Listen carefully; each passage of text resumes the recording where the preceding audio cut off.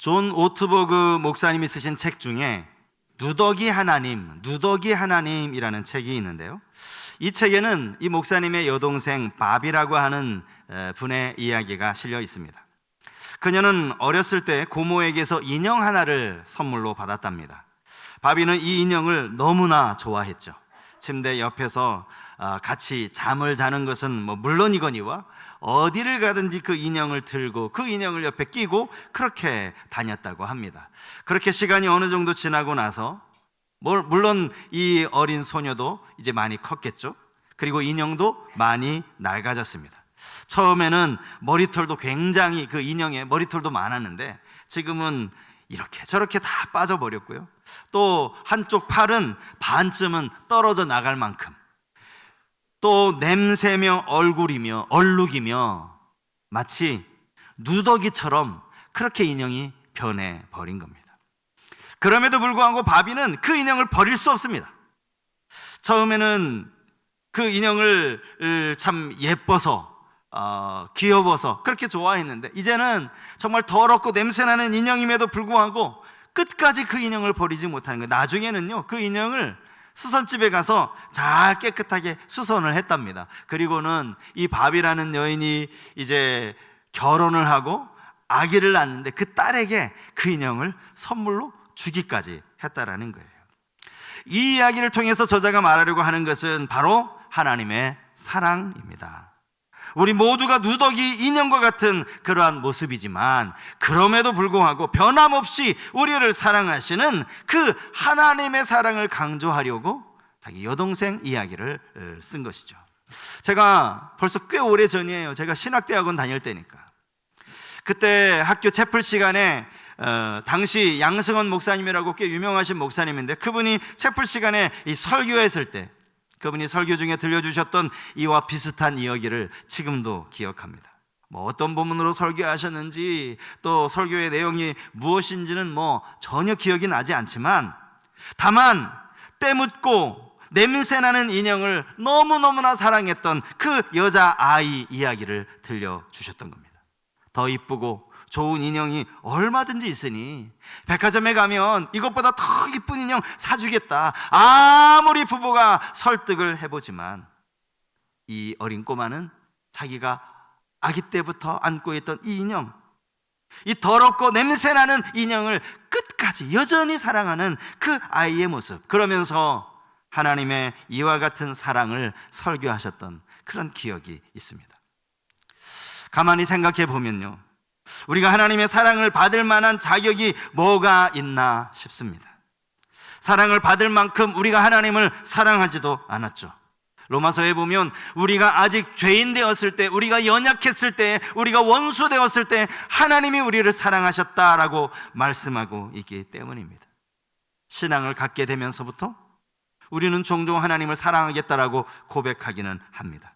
하지만 여전히 세상 가운데 살아가면서 하나님을 사랑하기보다는 세상을 의지하고 세상을 더 사랑하는 경우가 얼마나 많이 있습니까?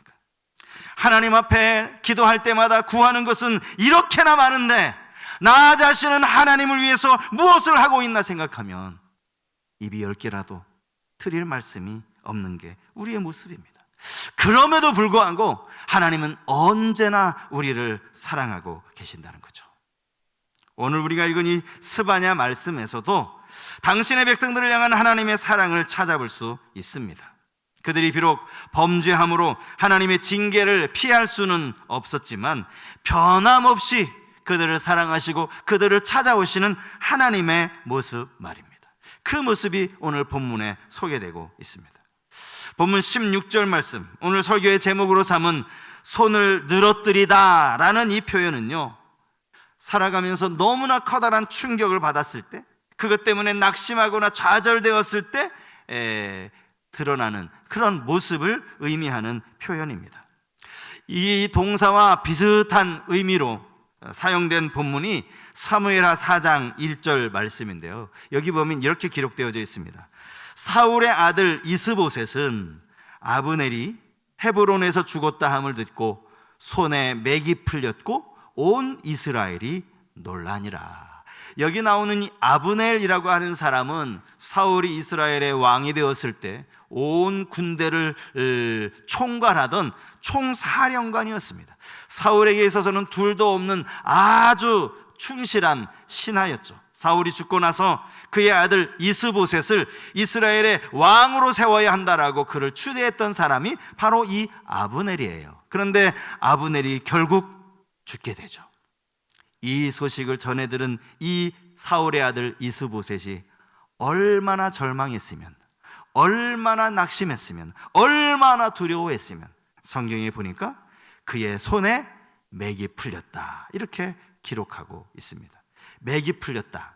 요즘도 우리가 이런 비슷한 표현을 종종 쓰지 않습니까? 맥이 풀렸다. 힘이 하나도 없다. 모든 기운이 다 빠져서 정말 꼼짝할 수도 없다. 이런 표현을 우리도 종종 씁니다. 주로 낙심하거나 절망의 상황에서 나타나는 증상이라고 할 수 있습니다. 본문 16절 말씀을 제가 다시 한번 읽어드리겠습니다. 그날에 사람이 예루살렘에 이르기를 두려워하지 말라. 시온아 내 손을 늘어뜨리지 말라. 여기 손을 늘어뜨리지 말라라고 이야기하는 것, 손을 늘어뜨리는 원인이 두려움에서 나와 있기 때문에 두려워하지 말라, 손을 늘어뜨리지 말라 이렇게 이야기를 하는 거예요. 사람의 마음에 두려움이 생기면 그 두려움이 몸으로 나타나는 게 손을 늘어뜨리는 거예요. 손을 다 힘이 빠져버리는 것이죠. 이 두 가지 표현에서 알 수 있는 것, 그것은 지금 이스라엘 백성들이 엄청난 두려움에 빠져 있다는 사실을 알 수가 있는 겁니다. 이들이 지금 왜 두려움에 빠져 있는가, 이것을 알기 위해서 간략하게 이 스바냐서의 배경을 제가 말씀을 드리겠습니다. 여러분, 스바냐는 분열왕국 시대 남왕국 유다에서 활동한 선지자입니다. 그가 활동하던 시대가 BC 약 620년경이라고 하는데, 북이스라엘이 BC 722년에 멸망을 당하지 않습니까? 그러니까 북이스라엘이 멸망하고 거의 100년이 지난 즈음에 이제 스바냐가 활동을 한 겁니다.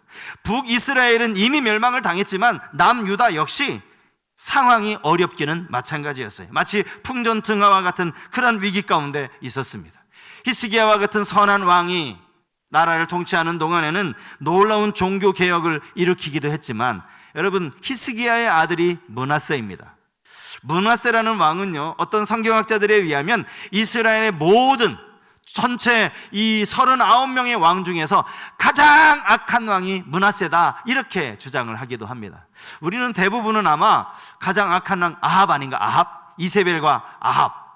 그런데 어떤 성경학자들은 아합보다 더 악한 왕이 이 므낫세였다고, 히스기야의 아들 므낫세였다라고 이야기하는 것이죠.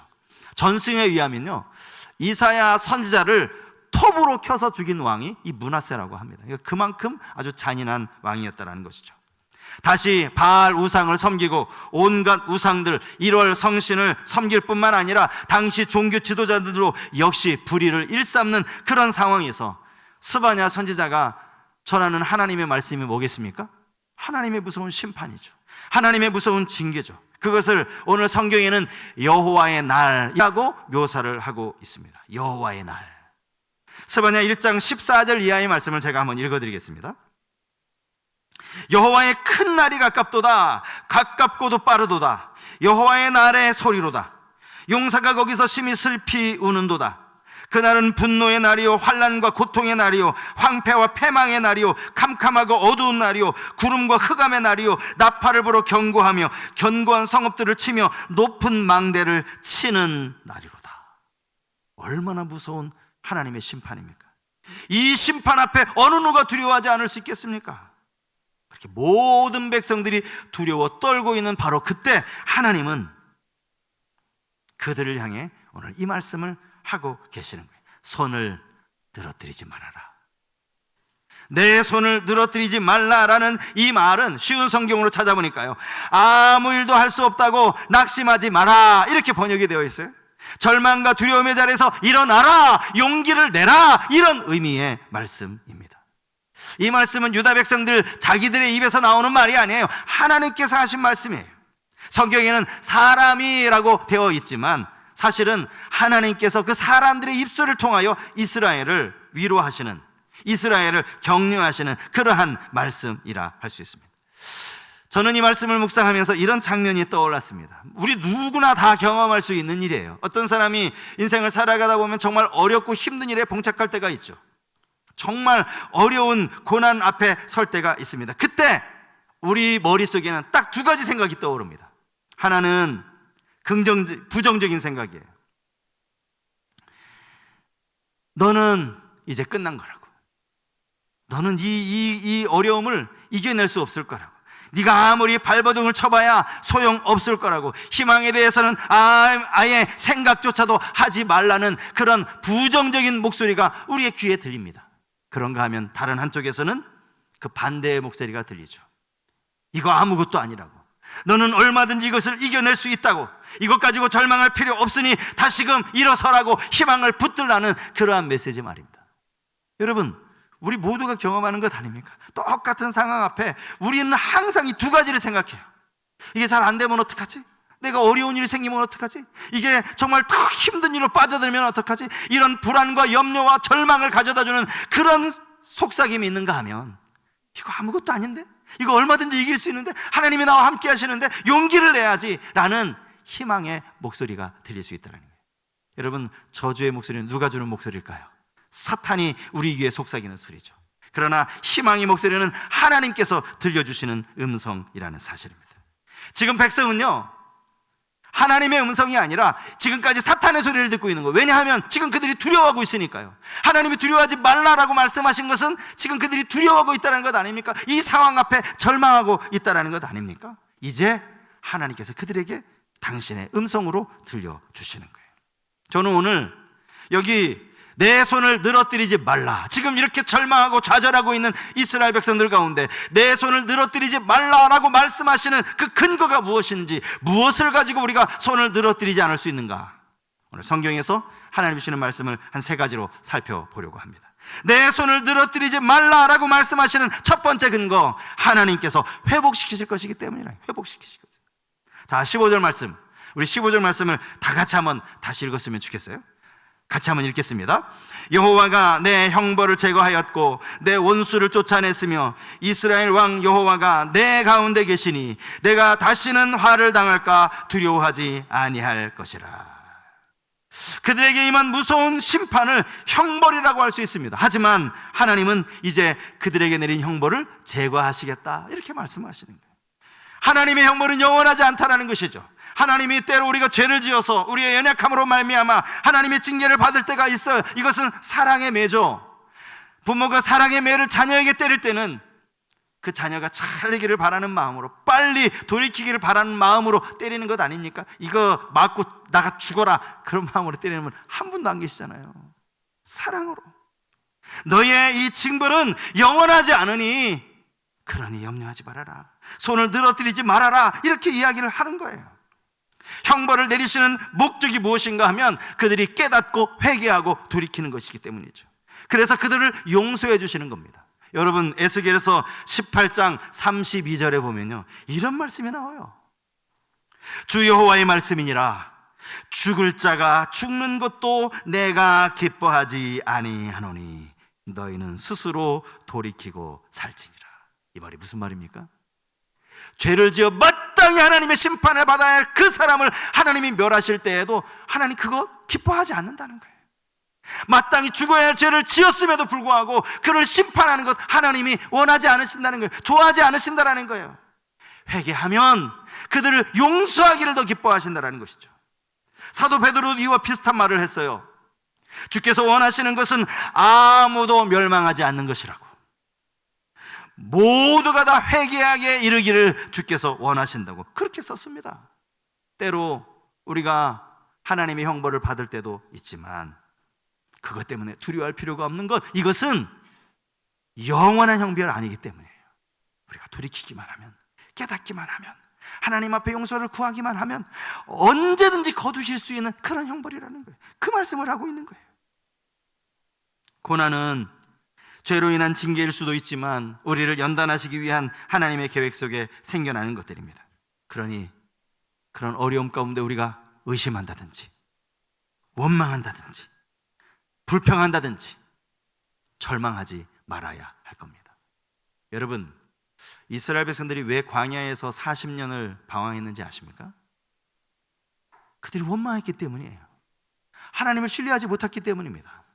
원래부터 그 가나안 땅 가는 길에 40일을 광야를 돌아야 가는, 아닙니다. 절대 그렇지 않습니다. 그들이 여호수아와 갈렙의 말을 믿고 하나님이 함께 하시면 우리 얼마든지 가나안 땅 들어갈 수 있다라고 그렇게 믿음으로 고백했다면 그들은 그 즉시로 가나안에 들어갈 수 있었어요. 10명의 정탐꾼의 말을 믿고 하나님을 의심한 거죠. 하나님을 대적한 것이죠. 모세를 원망한 것이죠. 그것 때문에 40년을 방황한 것 아닙니까? 하나님의 선하심을 신뢰하는 것 참 중요합니다. 그리고 하나님은 또 그 다음에 뭐라고 말씀하세요? 원수를 쫓아내실 것이다. 여러분, 이 당시 유다를 멸망시키는 원수가 누굽니까? 바벨론이죠. 저 바벨론의 그 원수를 하나님이 멸하시겠다라고 말씀을 하시는, 왜냐하면 바벨론이 사실은 하나님이 쓰시는 도구에 불과하기 때문이에요. 이스라엘을 멸하시려고, 이스라엘을 징계하시려고 하나님이 사용하신 도구에 불과한 거예요. 그렇게 도구를 사용하셔서 하나님의 뜻을 이루셨으면 더 이상 이 도구는 필요 없는 거예요. 쓸모 없어진 거예요. 그래서 바벨론을 멸하시겠다라고, 원수들을 쫓아내시겠다라고 그렇게 말씀을 하시는 거죠. 그러니 그들이 두려워할 필요가 없는 거죠. 또 하나는 이스라엘 왕 여호와가 너희 가운데 계시겠다, 이렇게 말씀하고 계세요. 하나님이 너희와 함께 하신다, 이 말씀만큼 중요한 말씀이 없어요. 그래서 오늘 15절뿐만 아니라 그 뒤에 있어서도 또 한 번 강조되는 말씀이 바로 이 말씀입니다. 자, 회복을 말씀하세요. 하나님이 말씀하시는 회복은 그들에게 내린 형벌을 하나님이 그치시는 것이고, 그들을 징계했던 그 원수를 하나님이 쫓아내시는 것이고, 그리고 하나님께서 그들 가운데 계시는 겁니다. 이 하나님의 일하심을 안다면 두려워할 필요가 전혀 없다는 거죠. 내 손을 늘어뜨리지 말라라고 말씀하시는 두 번째 이유가 있습니다. 그것은 그분이 여전히 너를 사랑하시기 때문이에요. 그가 여전히 사랑하시기 때문이라는 거예요. 여러분, 스바냐서는 잘 몰라도 스바냐 3장 17절 말씀은 아마 대부분 많은 분들이 알고 계실 그런 말씀입니다. 너의 하나님 여호와가 너희 가운데 계시니 그는 구원을 베푸실 전능자이시라. 그가 너로 말미암아 기쁨을 이기지 못하시며 너를 잠잠히 사랑하시며 너로 말미암아 즐거이 부르며 기뻐하시리라 하리라. 오늘 이 17절 말씀 속에서 하나님이 말씀하시는 사랑이 뭐예요? 내가 너와 함께 하겠다. 너희 가운데 계시니. 하나님이 우리 가운데 계시겠다라고 말씀하십니다. 가운데 계시겠다라는 건 그것은 결코 떠나지 않겠다라는 그런 의미 아닙니까? 우리 마음 중심에 계시고 우리 한 사람 한 사람, 우리 마음 한가운데 와 계시겠다라는 그런 의미예요. 하나님이 사랑하니까 우리와 함께 하시죠. 우리 가운데 오시는 거죠. 하나님이 사랑하시니까 우리와 같이 있기를 원하시는 것 아닙니까? 전능하신 하나님, 구원을 베푸시는 그 하나님이 우리와 함께 하시는 것, 여러분, 이것만큼 놀라운 사랑 또 어디 있습니까? 하나님이 함께 하신다는 것만큼 값진 사랑이 어디 있느냐고요. 하나님의 사랑은요, 잠잠한 사랑입니다. 너를 잠잠히 사랑하시며, 여러분, 우리를 사랑하시는데 하나님이 잠잠히 사랑하신대요. 도대체 이 잠잠히 사랑한다는 말이 무슨 의미일까요? 이 잠잠히 사랑하신다는 것은 어떤 면에서 보면 일일이 하나님의 사랑을 굳이 다 설명할 필요가 없다라는 거예요. 말하지 않아도, 표현하지 않아도, 그렇게 하나님이 다 설명하시지 않아도 우리가 충분히 느낄 수 있기 때문이에요. 그게 잠잠히 사랑하시는 것 아니겠습니까? 하나님의 사랑은 끊임없이 우리에게 확인시켜 주셔야만 하나님 날 사랑하시는구나, 이것을 깨달을 수 있는 그런 종류의 사랑이 아닙니다. 말하지 않아도 그저 잠잠히 계셔도 누구나 알 수 있는 하나님의 사랑. 사실 남녀가 처음 만나서 서로 사랑이라는 감정이 싹 트게 되면요, 그 사랑을 확인하고 싶어 하죠. 만날 때마다 1시간마다 한 번씩 물어봐요. 자기 나 정말 사랑해? 이렇게 묻죠. 대답을 바로 해야죠. 조금만 망설이면요, 갑자기 얼굴 표정이 바뀝니다. 왜 말을 바로 못해? 아니, 바로 대답이 바로 나와야지. 왜 이렇게 늦게 대답해?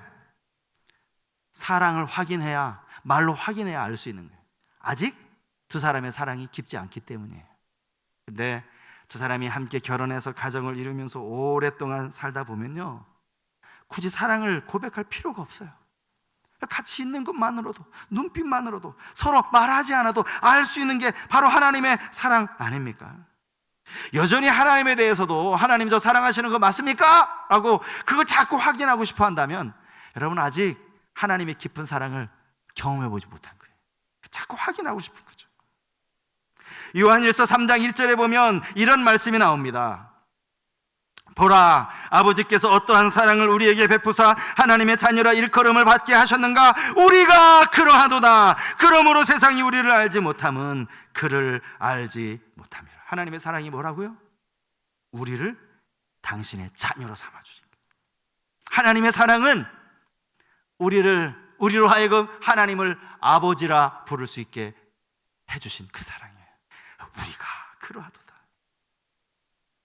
아직 나는 하나님의 사랑을 잘 모르겠다라고 그렇게 생각되시는 분들이 혹 계시면 여러분 조용히요, 하나님을 아버지라고 한번 불러보시기 바랍니다.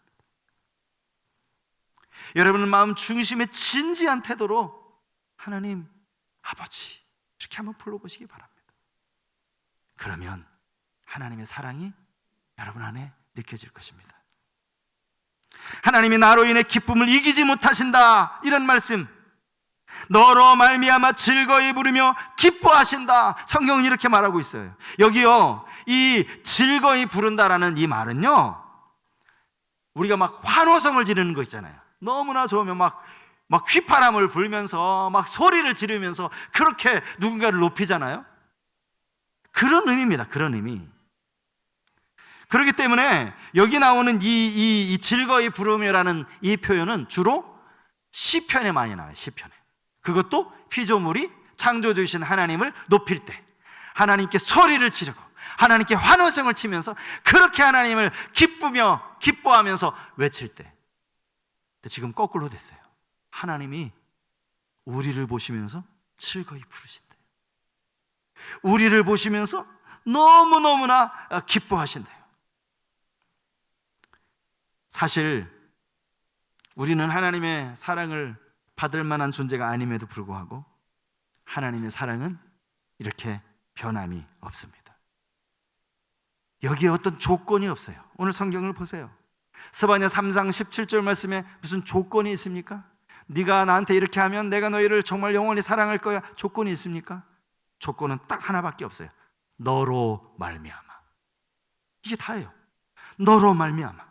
너 하나면 돼. 나는 너로 충분해. 나는 너 때문에 내 마음이 너무너무나 기쁘단다. 하나님 그렇게 말씀하고 계십니다. 하나밖에 없는 독생자를 주시고도 전혀 아까워하지 않으시는 하나님. 여러분, 이게 하나님의 사랑 아닙니까? 하나님이 지금도 우리를 잠잠히 사랑하시는 이 사랑을 안다면 두려워할 이유가 뭐가 있냐고요. 두려워할 필요가 뭐가 있냐. 그리고 마지막 세 번째로는 우리의 손을 늘어뜨리지 말라라고 말씀하시는 세 번째 이유는 너희가 칭찬과 명성을 얻게 하실 것이기 때문이라는 거예요. 본문 19절에 나와 있습니다. 그때 내가 너를 괴롭게 하는 자를 다 벌하고 저는 자를 구원하며 쫓겨난 자를 모으며 온 세상에서 수욕받는 자에게 칭찬과 명성을 얻게 하리라. 20절 말씀에도 보면요, 여기 명성이라는 단어, 칭찬이라는 단어가 또 한 번 나옵니다. 지금 유다는 머지않아 바벨론의 포로로 나라를 잃고 예루살렘 성전은 무너지고 다 포로로 끌려갈 그러한 상황에 처해 있습니다. 여러분, 포로로 끌려가서 지낸다는 게 얼마나 큰 고통이고 괴로움입니까? 그들은 원수로부터 공격을 받아서 다리를 다칠 거예요. 그러니 절개될 수밖에 없죠. 이 저는 자가 그런 뜻이에요. 다리를 절뚝절뚝거리며 절 수밖에 없는 그러한 상황.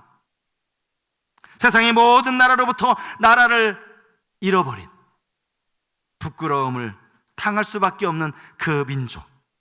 그런데 하나님이 그들을 그대로 내버려 두시지 않겠다는 거예요. 그들에게 칭찬과 명성을 얻게 하실 것이라고 이렇게 말씀하고 계시는 겁니다. 이전에는 조롱이었습니다. 이전에는 비웃음거리였습니다. 하나님을 저렇게 무시하다가 하나님이 저들을 저렇게 멸하셨다고. 포로로 끌려가는 그렇게 핍박이었지만 그들이 칭찬과 명성으로 바뀔 것이라고 성경은 고백하고 있습니다. 물론 이것은 1차적으로는 그들이 바벨론 포로 생활에서 돌아올 것, 70년 포로 생활 이후에 다시 돌아올 것을 미리 예언하는 그러한 말씀이기도 하지만, 더 나아가서 이 땅에 예수 믿고 이 땅의 믿음을 지켜가기 위해서 수많은 어려움과 수많은 불이익과 수많은 고난을 잘 인내하며 겪은 사람들, 지금은 저 교회 밖에 사람들이 믿는 우리를 가리켜서 어리석다라고 말할지 몰라요.